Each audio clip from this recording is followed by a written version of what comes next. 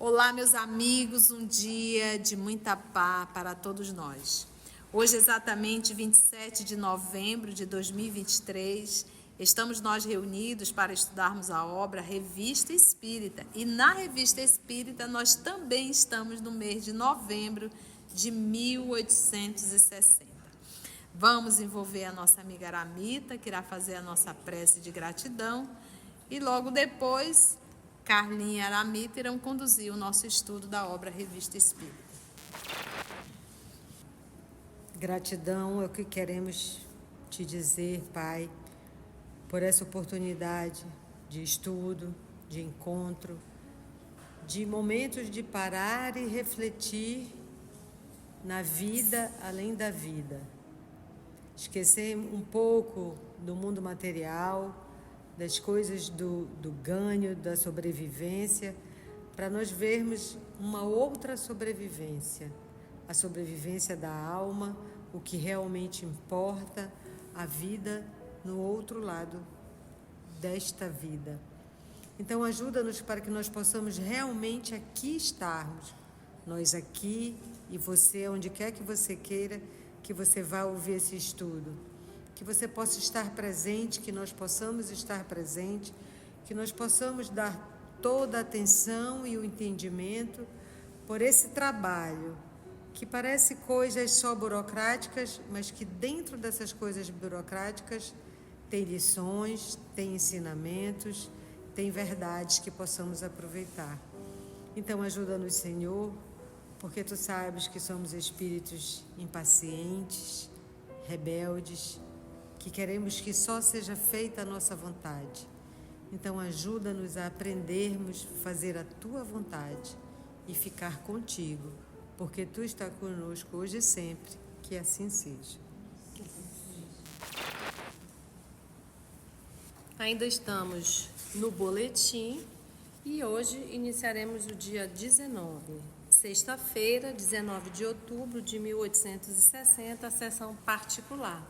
Lembrando que no início do mês seguinte ele faz a ata do que aconteceu no mês passado. E aí a gente, essa disciplina dele de fazer a publicação que nós estamos lendo também. Reunião da comissão. Leitura da ata e dos trabalhos da última sessão. Por indicação da comissão e depois de lida a ata, são admitidos como sócios livres o senhor G, negociante em Paris, e o senhor D, empregado nos Correios. Então, aí, um registro dos novos associados. Você vê que não era uma coisa elitizada, né? Tem um empregado do Correio e tem um comerciante. Né? E para a gente ver que parece, num primeiro momento, uma coisa, poxa, isso é tão repetitivo, mas é para nós termos uma ideia, né, do trabalho que ele tinha. Imagine, a tia já deu esse exemplo e eu vou dar de novo, que é assim, imagine a gente estar aqui, chega uma pessoa que nunca ouviu falar nada de espiritismo, e a gente está falando uma coisa, mas espírito existe? Eu queria fazer uma pergunta, o que é perispírito? Quem foi Allan Kardec? O que é uma coisa? Então, era sempre estar iniciando. E não é porque. E hoje nós estamos em 2023. Essas obras básicas, todas elas têm mais de 100 anos. E ainda tem gente que não conhece. Ainda tem gente que nunca ouviu falar e nunca nem folheou. Ou, como era antigamente, ainda nem comprou para botar na sua estante, pelo menos para dizer que tem. Então, isso é um começar de novo, isso atrapalha. Agora imagine isso aqui em 1860.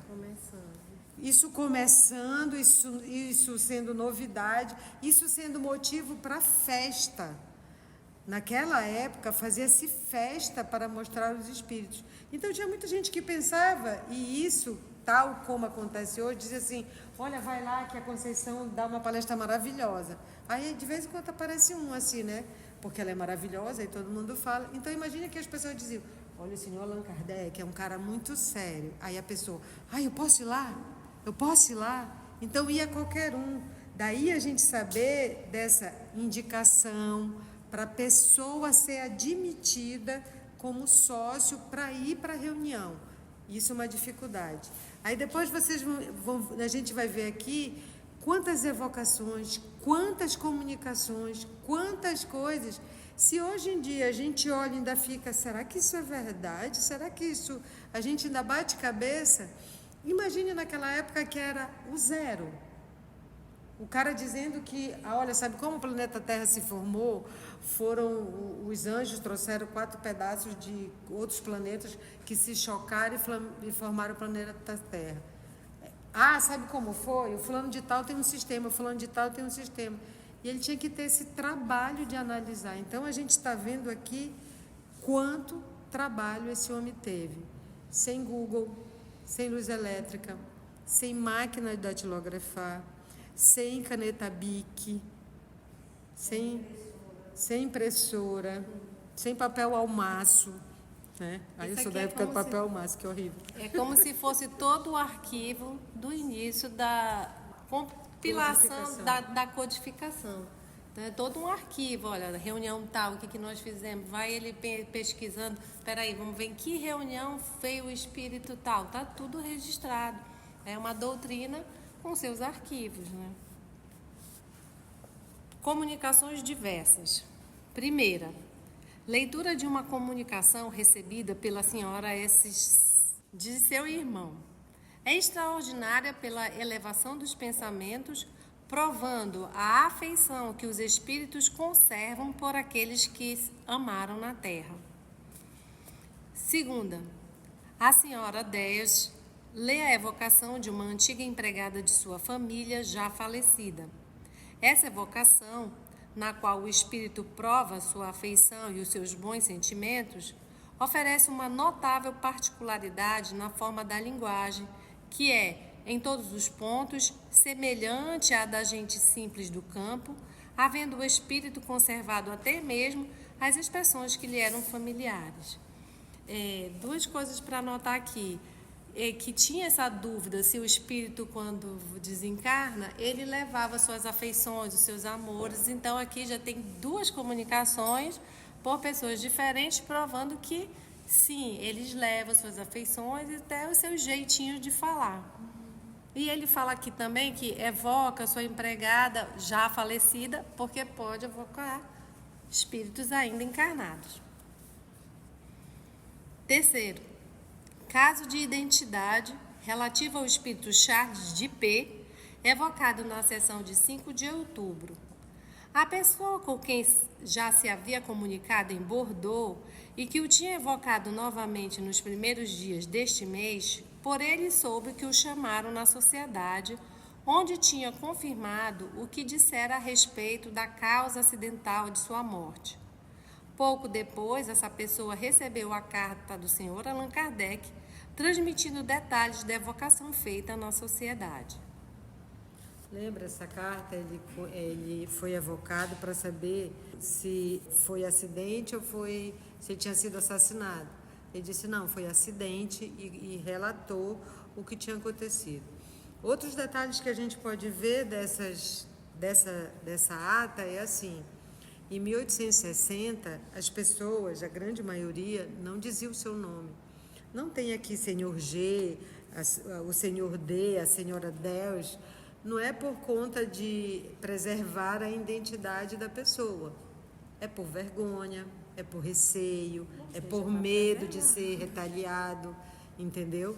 Então, eram poucas as pessoas que davam o seu nome completo, como o senhor Jobar, como outras pessoas aqui que davam o seu nome completo, porque era muito combatido. E a gente pensa assim que a gente vendo, né, mesmo quando a gente vê os filmes ou lê a biografia do Kardec, pensa assim, foi tudo fácil, né? Não, gente, foi quase horrível a vida dele. Foi horrível, foi perseguição, foi ser achincalhado, foi ser expulso das sociedades que ele era tido como um membro sério e honorável. Então, foi uma vida de sacrifício, somente sacrifício para a gente chegar aqui e já ter tudo certinho. E é como a Carla falou, a gente olha aqui, olha, provando que a afeição dos espíritos se conservam por aqueles que se amaram na terra. Poxa, hoje em 2023 a gente diz, mas isso a gente já sabe. Só que lá eles não sabiam. Eles não sabiam nem que o espírito retornava para falar, se isso era verdade, se era uma comunicação verdadeira, se eles estavam inventando. Que coisa é essa de a alma dos mortos mandarem mensagem? E isso aí foram provando, olha, da empregada da senhora, do irmão da outra que mandou mensagem. Então isso é toda uma construção, e é uma construção que assim, que pelo prazo que ele trabalhou, de 10 anos mais ou menos, foi uma coisa completamente acelerada e assim, de sol a sol. Então, esse terceiro relato é do fato de que o espírito se comunica em vários lugares e teve-se essa prova, que o espírito se comunicou num lugar, se comunicou no outro, foi no outro e comunicou, olha, me chamaram lá. E depois o senhor Allan Kardec mandou a carta e comprovou que o espírito não estava enganando, era verdade, ele estava sendo chamado em vários lugares. Quarto, relato de diversos casos de aparições vaporosas e tangíveis e de transporte de objetos materiais, ocorridos com o senhor de Saint-Dié, presente à sessão, bem como a uma de suas parentas. Esses casos serão objetos de exame ulterior. Mas olha que interessante. Relato de diversos casos de aparições vaporosas, mas tangíveis. Tangível é, eu posso ver e posso o quê? Tocar. Diversos casos, não foi nenhum e nem dois. Diversos casos. Mas é interessante notar que ele fala relato e o estudo vai ser feito. Porque ele não acredita não, né? Vamos ver isso aí. Muito bem, Carlinha. São só relatos, né? Relatos. Aí ele disse, nós vamos estudar isso depois. Vamos estudar, né? Ocorrido com o senhor Saint-Dié. E aí tem também que estava presente à sessão, né? Presente a essa sessão. E ele estava presente à reunião e ele relatou esses casos de aparições vaporosas e tangíveis. E também transporte de objetos materiais. Ou seja, não é transportar do mundo espiritual um objeto para cá. Isso não pode, tá? É o transporte de um objeto, por exemplo, aqui está esse celular. E ele de repente ser transportado para outra sala. É um objeto material, ele existe fisicamente e é feito esse transporte, entendeu? Muito bom, vamos ver então, né? Estudos. Primeiro, evocação do espírito que se manifestou visivelmente ao senhor Saint-Dié. Ele dá algumas explicações, mas declara que prefere comunicar-se por seu médium habitual. Segundo, evocação de um espírito que toma o nome de Baltazar e se revelou espontaneamente à senhora H, mostrando disposições gastronômicas. Essa evocação oferece um grande interesse do ponto de vista do estudo dos espíritos não desmaterializados e que conservam os instintos da vida terrena. Essa comunicação do espírito Baltazar a gente vai ver mais para frente. Vale a pena também comentar? No item primeiro, evocação do espírito que se manifestou visivelmente ao senhor Saint-Dié. Ele dá algumas explicações, mas declara que prefere comunicar-se por seu médium habitual. Aí, por que essa preferência de espíritos por alguns médios? Né? Porque o médium ele é um intérprete. Então, os espíritos sempre escolhem aqueles médios que interpretam melhor o pensamento deles. Então, além da combinação fluídica, é esse movimento de interpretação, porque é muito desagradável você falar e de repente alguém repetir 4, né? Ou seja, não tem nada a ver com o que você falou. Então, o médium é o intérprete. Então, para ele ter dito isso aqui, olha, prefiro me comunicar pelo meu médio, pelo médio que eu costumo fazer, é porque esse médio não estava sendo 100% maleável, né? Não estava. 3 ditados espontâneos são obtidos. O primeiro pelo senhor Didier Filho, sobre o cristianismo, assinado por Lamennais. O segundo pela senhora Costello, sobre os espíritos materiais, assinado por Delphine de Girardin. O terceiro pela senhorita Rouet, a parábola Beijo da Paz, assinada por Channing. Bibliografia. Carta de um católico sobre o Espiritismo, pelo Dr. Grant, antigo vice-cônsul da França. Ou seja, é uma carta de um encarnado, um associado. Esse carta de um católico sobre o Espiritismo, na realidade não é uma carta, é um livro. Ele escreveu um livro falando, e esse livro é vendido até hoje. Tem até para Kindle. E tem nota do Allan Kardec na edição que ele diz que BR Gran em 18, preço 1 franco, pelo correio 1 franco, 15 centes, Ledoyan, livreiro editor, Palais Royal, 31, Galerie d'Orléans e no escritório da Revista Espírita. Então ele publicou e disse, quem tiver interesse, só pedir aqui nesses dados, mande o dinheiro que a gente reenvia. E o autor de Carta de um Católico sobre o Espiritismo é o Alphonse de Grand-Boulogne, que nasceu em 1810 e desencarnou em 1874. Ele era doutor em medicina, cavalheiro da Legião de Honra, foi vice-cônsul da França em Cuba e médium.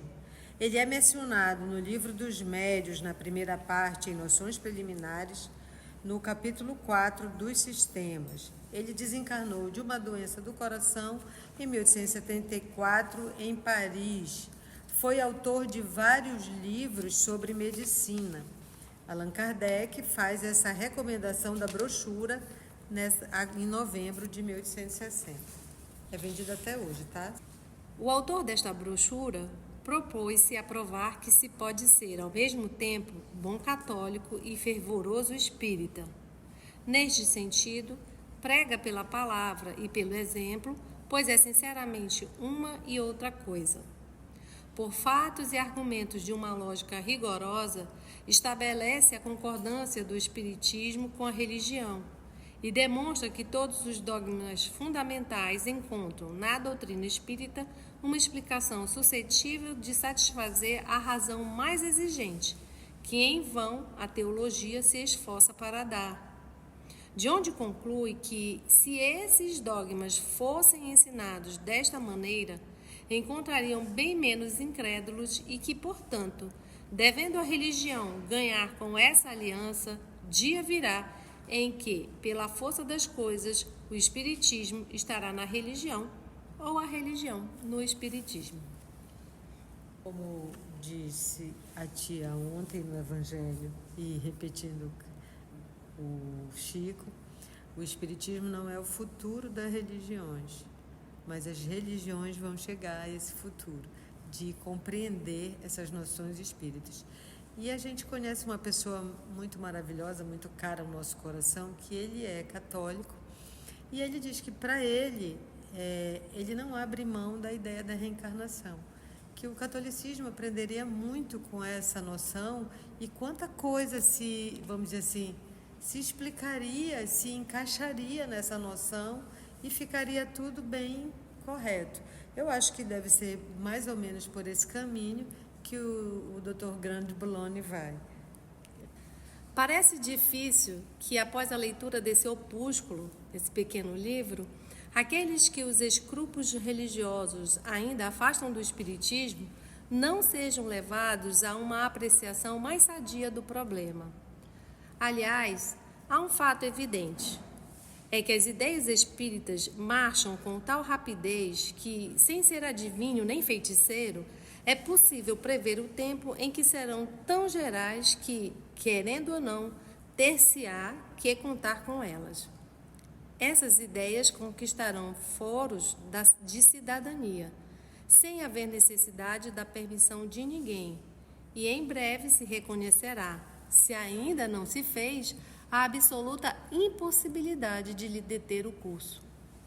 As próprias diatribes, as críticas mordazes, dar-lhes-ão um impulso extraordinário e não se poderia crer no número de adeptos que, sem querer, fez o senhor Louis Figuier com a sua história do maravilhoso, no qual pretende tudo explicar pela alucinação, quando definitivamente nada explica, porque sendo seu ponto de partida a negação de toda força fora da humanidade, sua teoria material não pode resolver todos os casos.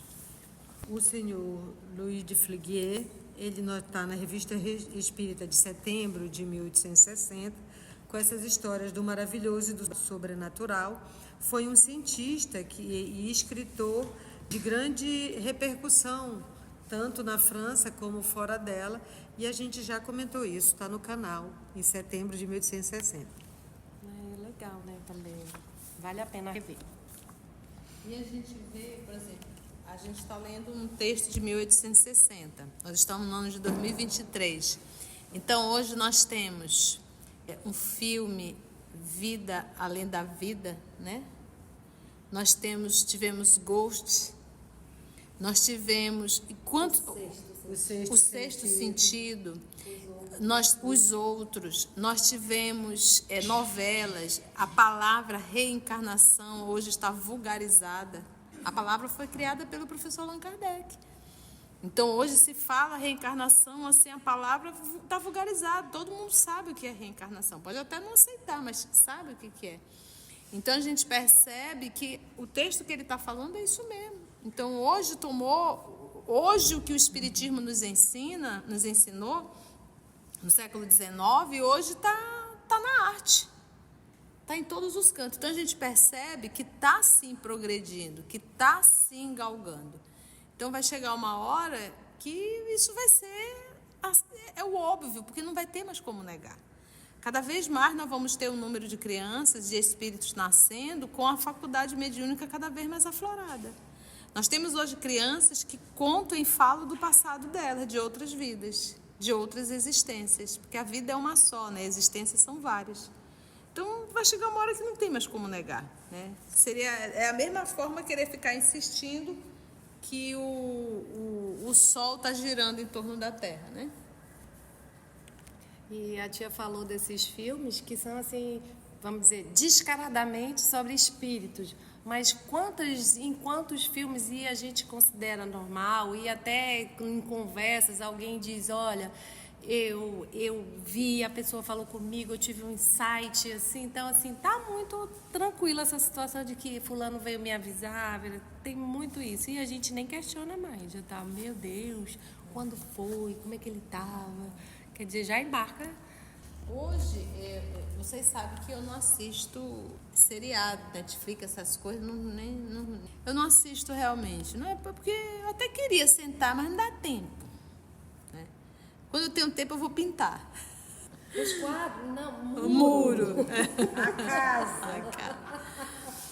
Mas, o que eu queria dizer? A minha irmã que assiste, ela disse, mana, tem um seriado agora, eu acho que é de oriental, eu acho que é... Coreano, né? Que fala da vida após a morte, eu acho que da reencarnação, alguma coisa. Ela estava explicando que eles falam na outra... Só que eles não usam reencarnação, eles dizem outro termo, ou na outra vida, na outra existência, alguma coisa assim. Mas que bom, porque o que acontece? Começa a cada vez mais vulgarizar o tema, né? Deixar cada vez mais popular, cada vez mais acesso. Porque quantas pessoas não ficam boiando em cima da cama, olhando para o Netflix, né? Passar horas e horas ali, e que pelo menos está tendo uma ideia, porque já facilita muito no processo da desencarnação, pelo menos entender a continuidade da vida. Isso já facilita para quem está desencarnando. Uma informação tão besta, né? Já ajuda, já facilita ele entender. Por exemplo, nós estávamos estudando os mensageiros, lembra? O caso da noiva... Ela desencarnou e o noivo dela desencarnou há quantos anos antes? 20 anos? Muito antes. Cremilda? Que nome bonitinho que o André solucionou para ela, né? A Cremilda, coitada, já estava desencarnada, já tinha desligado todos os fios, mas ela estava ali colada ao corpo, porque ela não queria sair, não queria se desprender. Por quê? Porque quem estava ao lado esperando a coitadinha abrir os olhos? O noivo. Só que para ela o noivo estava o quê? Morto. E ela não.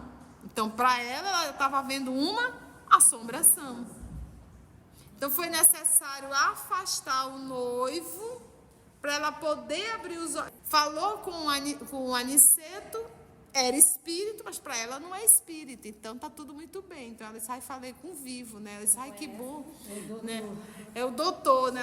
Então, ou seja, agora imagina se ela tivesse a informação da vida após a morte, da continuidade. Ao ver o noivo dela que foi recebê-la, ela ia dizer, querido, que bom te ver, né? Porque parece que os dois se amavam mesmo, né? E aí o próprio grupo de suicidas que a gente está estudando estão se debatendo. Nós morremos ou nós não morremos? Nós estamos aqui? Onde que nós estamos? Não tem noção de nada, né? Então essas informações são muito importantes. Ajuda muito, né? Então se você tem um ente em casa, está no processo já do desenlace, né? Já começa a falar da vida após a morte, né? Mamãe, papai, ou seja quem for, olha, você vai acordar no hospital. Se você vê algum ente querido que já desencarnou, você desencarnou também. Então você já vai preparando a pessoa para isso. Eu digo, quando eu desencarnar, se for possível, quem vai cantar para mim? Calpi. Conceição. Eu digo, eu morri. Os gracejos do senhor Oscar Comentan não são argumentos. Ele faz rir, mas não à custa dos espíritas. O senhor Oscar de Comentan, ele é um jornalista, ele escreveu na revista Siecle, está em outubro de 1859, e na revista Espírita, também de dezembro de 1859, que ele estava fazendo gracejos com uma sonata de Mozart que tinha sido psicografada. E aí ele diz que esses gracejos, na realidade, não faz rir à custa do espiritismo, porque foi aumentar a venda da sonata, que custava 2 francos, e esgotou rapidinho. E aí ele fala que o imprudente e grosseiro artigo da Gazette de Lyon só prejudicou a ela mesma, pois todos o julgaram como o merece. O artigo da Gazette de Lyon, vocês vão lembrar, que ainda está bem fresquinho, foi na Revista Espírita de outubro de 1860, quando ele falou que foi numa reunião espírita e falou um monte de inverdades sobre a reunião espírita, lembra? Após a leitura da brochura de que falamos, que dirão os que ainda ousam avançar que os espíritas são ímpios e que a sua doutrina ameaça a religião? Não percebem que, assim falando, fariam crer que a religião é vulnerável. Realmente, seria muito vulnerável se uma utopia, pois, segundo eles, trata-se de utopia, pudesse comprometê-la.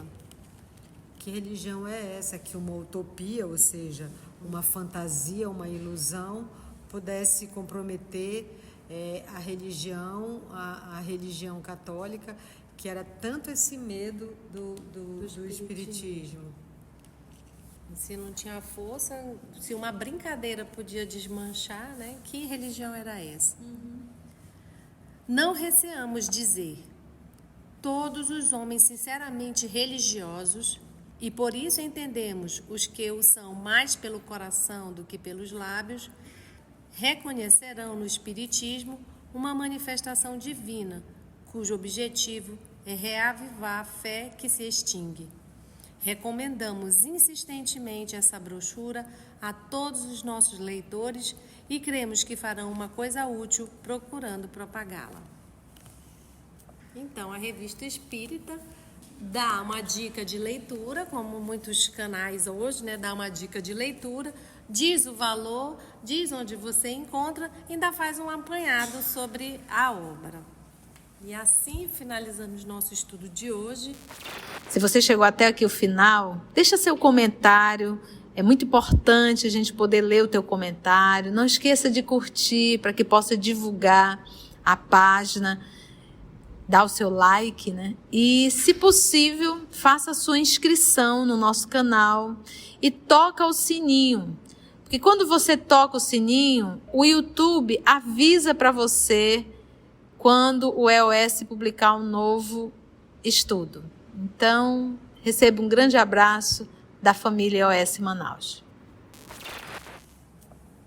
Agradecendo ao nosso Senhor Jesus e aos amigos espirituais pela direção, pelo carinho, pela misericórdia. Até o nosso próximo estudo, se Deus assim permitir.